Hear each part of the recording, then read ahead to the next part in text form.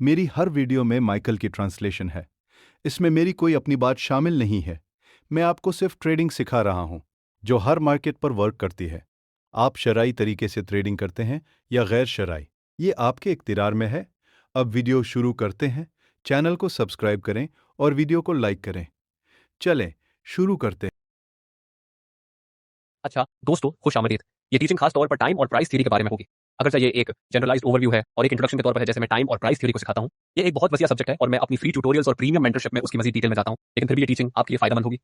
दोस्तों, जो कुछ भी आप प्राइस एक्शन में तलाश करते हैं वो उसी फॉर्मेशन में मौजूद है। ओपन, हाई, लो और क्लोज इस मॉड्यूल में इस्तेमाल होने वाले आईसीटी कॉन्सेप्ट्स में शामिल है। टाइम और प्राइस की अहमियत, हम दोबारा पावर 3 को देखेंगे और खास तौर पर मंथली टाइम और प्राइस कैरेक्टरिस्टिक्स, वीकली टाइम और प्राइस कैरेक्टरिस्टिक्स और आखिर में डेली टाइम और प्राइस कैरेक्टरिस्टिक्स को सीखेंगे।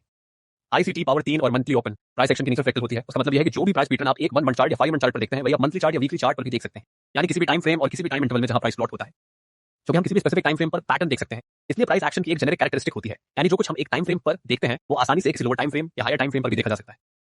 तो जब हम प्राइस पैटर्न्स देखते हैं तो ऐसा नहीं कि एक टाइम फ्रेम दूसरे से बेटर है, लेकिन हायर टाइम फ्रेम चार्ट्स को ज्यादा सिग्निफिकेंस दी जाती है निस्बतन लोअर टाइम फ्रेम्स के मुकाबले में। मिसाल के तौर पर मंथली टाइम फ्रेम मेरे लिए सबसे ज्यादा अहम है मेरे एनालिसिस में, क्योंकि ये मुझे एक पूरे साल या कई सालों को देखने की सलाहियत देता है, या मैं उसे क्वार्टरली बेसिस या बिएन्युअल बेसिस पर देख सकता हूं, यानी हमेशा जो महीने के इंटरवल्स में। मुझे किसी और टाइम फ्रेम को देखने की जरूरत नहीं होती, क्योंकि मंथली मुझे वो तमाम डेप्थ और डिटेल देता है जो मुझे मैक्रो स्टैंड पॉइंट से चाहिए होती है। उसीलिए मंथली चार्ट इस्तेमाल करने का मकसद ये है कि ये हमें मैक्रो इंस्टीट्यूशनल बायस देता है, ताकि हम देख सकें कि बड़ी इंस्टीट्यूशंस क्या कर रही हैं या उनका सेंटिमेंट क्या है, बेस्ड ऑन जो ये higher time frame monthly charts हमें प्राइस एक्शन में दिखा रहे हैं। मुख्तसर अल्फाज में, अगर हम अपनी एनालिसिस मंथली चार्ट पर कर रहे हैं और अगर हम ये समझते हैं कि मंथली चार्ट बुलिश है, तो हम बतौर ट्रेडर्स और एनालिस्ट ओपनिंग प्राइस पर या उसके नीचे बाइंग अपॉर्चुनिटीज तलाश करते हैं। अगर हम उस नतीजे पर पहुंचे कि मंथली पर्सपेक्टिव बेरिश है, तो हम अपने एनालिसिस को इस बात पर फोकस करते हैं कि मंथली ओपनिंग प्राइस पर या उसके ऊपर सेल शॉर्ट करें। बड़ी इंस्टीट्यूशंस एल्गोरिथमिक सिस्टम्स इस्तेमाल करती हैं जो मंथली और वीकली ओपनिंग प्राइसेस पर डिपेंड करते हैं, क्योंकि उनके एक्शंस में बहुत ज्यादा वॉल्यूम शामिल होता है। इसलिए हमारे लिए बेटर है कि हम उनके एक्शंस और डायरेक्शनल बायस को इमिटेट या मिमिक करें। अब इस मंथली चार्ट को करीब से देखते हैं। ये यूरो डॉलर है। अगर आप मेरे मटेरियल को देखें तो मैं डायरेक्शनल बायस के हवाले से बहुत कुछ सिखाता हूं, जैसे डायरेक्शन चूज करना, उसी डायरेक्शन पर कायम रहना, की लेवल्स और की टारगेट्स तलाश करना और मंथली बेसिस पर प्राइस एक्शन के सैंपल साइज को देखना। यूरो डॉलर के उस मंथली चार्ट में मैं चाहता हूं कि आप गौर करें कि प्राइस एक्शन में आपको क्या नजर आ रहा है। जाहिर है जो कुछ पहले हो चुका है वो हाइंडसाइट है, लेकिन ये आपकी लर्निंग के लिए है। जिन लोगों ने मेरी मेंटरशिप 2016 और 2017 में ली, वो जानते हैं कि मैं 2017 के पहले क्वार्टर में यूरो डॉलर पर पहुंचा और मैंने एक स्पेसिफिक प्राइस पॉइंट 120 कॉल किया था। चंद महीनों बाद यहां हम दिसंबर 2017 में हैं और आप देख सकते हैं कि यूरो डॉलर वाकई 120 तक पहुंच गया। ये सब इस कॉन्सेप्ट की बुनियाद पर था जो मैं आपको अभी दिखाने वाला हूं, और उसके साथ मजीद चीजें भी शामिल होती हैं जो डिटेल को फाइन ट्यून करती हैं, लेकिन बुनियादी तौर पर यहीं से सब शुरू हुआ। अब क्या आप चार्ट में कोई ऐसी चीज देखते हैं जो नुमाया हो? मिसाल के तौर पर ये ओल्ड लो यहाँ ये तकरीबन इक्वल है। प्राइस ने कोशिश की कि मजीद नीचे जाए और वाकई ये उन इक्वल लोज के नीचे गया, लेकिन फिर क्या हुआ? ये दोबारा उन्हीं लोज के ऊपर ट्रेड करने लगा। उसके बाद हमारे पास एक स्विंग लो बनता है, जहां बाएं तरफ एक कैंडल है जिसका लो ज्यादा है, दरमियान में एक कैंडल है और दाएं तरफ एक और कैंडल है। तो ये हमारा 3 बार पैटर्न या स्विंग लो बन गया। फिर हम इंतजार करते हैं कि तीसरी कैंडल पेनिट्रेट हो और यहां हमें वो मिल जाता है। अब हम मंथली चार्ट पर यूरो डॉलर के लिए बुलिश होना शुरू कर सकते हैं और हम देखते हैं कि पिछला महीना अगर वीक क्लोज था, लेकिन फिर भी वो एक अप क्लोज था, क्योंकि हमने स्विंग पैटर्न को ब्रेक कर दिया है। और जब स्विंग लो इनवैलिडेट ना हो तो हर सब्सिक्वेंट कैंडल को बुलिश समझा जाएगा जब तक हम किसी की रेजिस्टेंस तक ना पहुंच जाए। ये जरूरी नहीं कि ये की हाई हो जहां मार्केट टर्न करे, इसलिए हमें अपना फोकस यहां रखना होगा। जैसे हमने देखा कि मार्केट ने इस लो के नीचे जाकर मूव किया, हकीकी सपोर्ट और रेजिस्टेंस सिर्फ ये नहीं कि ये लाइन है और प्राइस उससे ऊपर नहीं जा सकता, बल्कि हम समझते हैं कि मार्केट एक वक्त पर उस हाई के ऊपर जाएगा ताकि लिक्विडिटी सीक कर सके, बिल्कुल उसी तरह जैसे उसने लोस के नीचे लिक्विडिटी तलाश की थी।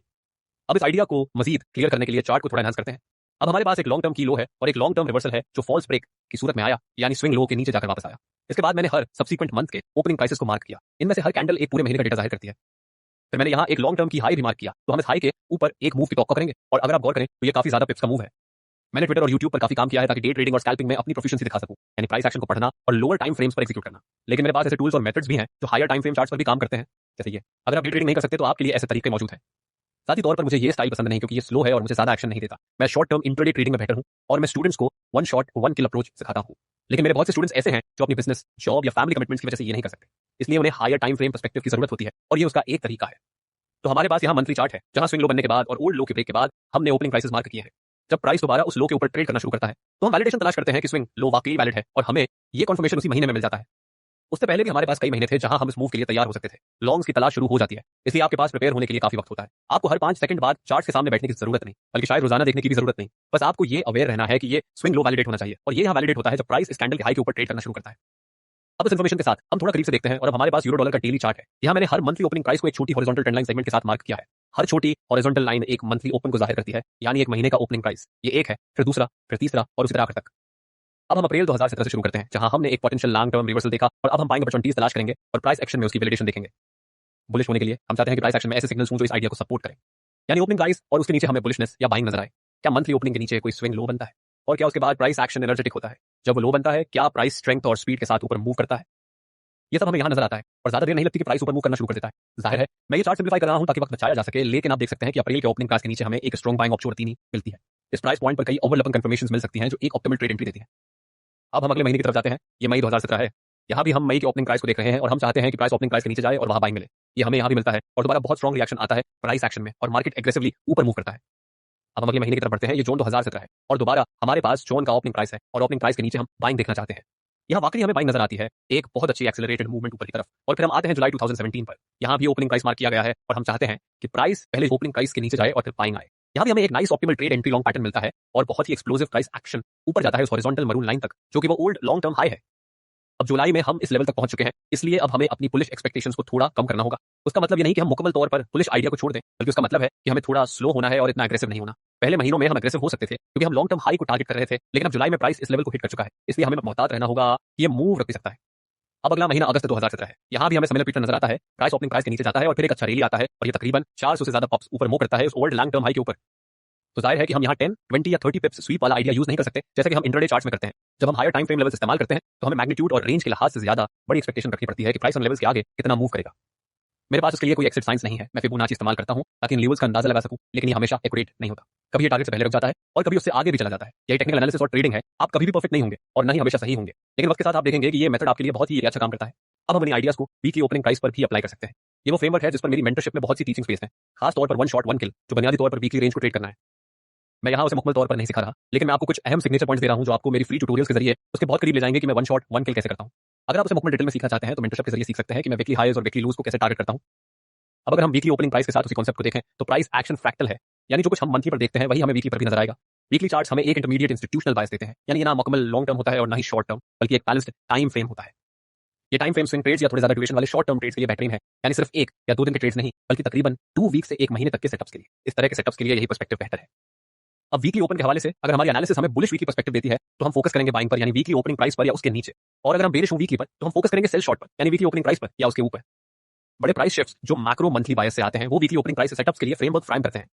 एक आम बात याद रखें, हर वीक बुलिश या बेरिश नहीं होगा और ना ही हर वीक मैक्रो डायरेक्शनल बायस के मुताबिक मूव करेगा, लेकिन कुछ हफ्ते ऐसे होते हैं जो मैक्रो मंथली बायस के मुताबिक बहुत तेजी से मूव करते हैं। जैसे हर टाइम फ्रेम में रिट्रेसमेंट होता है, वैसे ही अगर हम मैक्रो मंथली पर्सपेक्टिव पर बुलिश हों तो वीकली पर हमें रिट्रेसमेंट या कंसोलिडेशन देखने को मिल सकती है।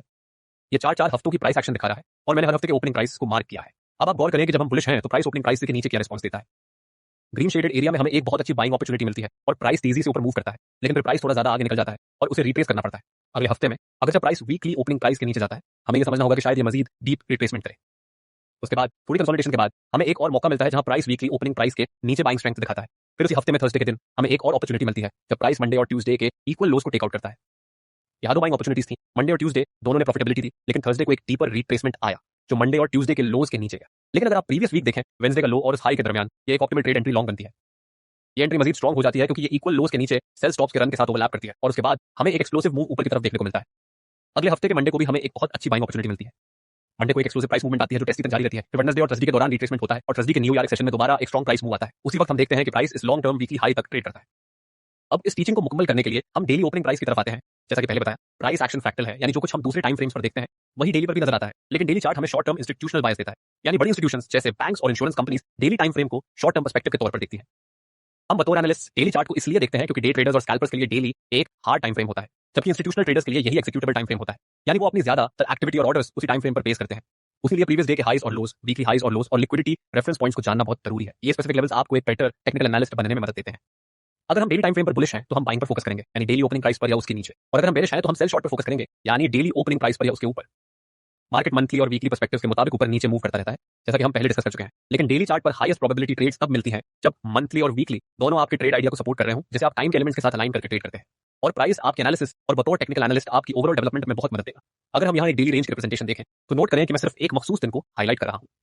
ये टीचिंग इसलिए नहीं है कि अगर मंथली बुलिश है तो हर वीक ओपनिंग के नीचे बुलिश होगा या हर दिन डेली ओपनिंग के नीचे बुलिश होगा। उसी तरह अगर वीकली बुलिश है तो उसका ये मतलब नहीं कि हर दिन ओपनिंग प्राइस के नीचे बुलिश होगा। कई बार आपको मुख्तलिफ एनालिसिस कॉन्सेप्ट्स को कंबाइन करना पड़ता है ताकि आप हाईएस्ट प्रोबेबिलिटी सेटअप्स तक पहुंच सकें। हालांकि डे ट्रेडिंग भी हर दिन नहीं होती। मैंने पिछले 10 साल से ज्यादा उर्से में बार बार ये बात कही है, खास तौर पर फोरेक्स सिखाते हुए, और मैं चाहता हूं कि ये बात आपके जहन में बैठ जाए। अगर जब हमारे पास टूल्स हैं और मैंने पिछले 2 महीनों में ऑनलाइन तकरीबन हर दिन एक सेटअप दिखाया है, ये सिर्फ इसलिए था कि आपको ये समझ आए कि मार्केट में अपॉर्चुनिटीज मौजूद होती हैं। मैं हर दिन प्रमोट नहीं कर रहा कि आप हर ट्रेडिंग दिन खुद सेटअप फाइंड कर सकते हैं। मैं 25 साल से ज्यादा अरसे से ये काम कर रहा हूं और इस लेवल तक पहुंचने के लिए बहुत ज्यादा एफर्ट और एक्सपीरियंस दरकार होता है, और मैं भी बाद औकात गलत होता हूं। बहुत से नए स्टूडेंट्स ये देखकर सोचते हैं कि वो भी यही करेंगे, लेकिन मेरा मकसद ये नहीं है। इस टीचिंग का मकसद ये था कि आप समझें कि कैसे एक हायर टाइम फ्रेम से लोअर टाइम फ्रेम पर आते हुए उसी कॉन्सेप्ट को यूज किया जाता है, जो एक दूसरे के साथ ओवरलैप होकर बहुत अच्छा काम करता है। अब आपको चाहिए कि अपने चार्ट्स को स्टडी करें और देखें कि जब ऐसे स्ट्रॉन्ग अपॉर्चुनिटीज आती हैं, जैसे यहाँ डेली में ओपनिंग प्राइस के नीचे बाइंग, तो वो वीकली रेंज और मंथली रेंज के मुकाबले में कहां आती हैं और उनके रिस्पेक्टिव ओपनिंग प्राइसेस के साथ उनका क्या ताल्लुक है। अगर आप ये स्टडी करेंगे तो आपको समझ आ जाएगा कि हाईएस्ट प्रोबेबिलिटी सेटअप्स कहां बनते हैं। उसका मतलब ये नहीं कि आपको एक्सैक्ट एंट्री पॉइंट्स मिल जाएंगे, बल्कि उसका मतलब ये है कि आप सही स्टेज को पहचान सकेंगे जहां एक्सप्लोसिव और डायरेक्शनली बायस्ड प्राइस मूव्स होते हैं। उम्मीद है कि आपको ये टीचिंग इंसाइटफुल लगी होगी और अगली बार तक मैं आपको गुड लक और गुड ट्रेडिंग की दुआ देता हूं।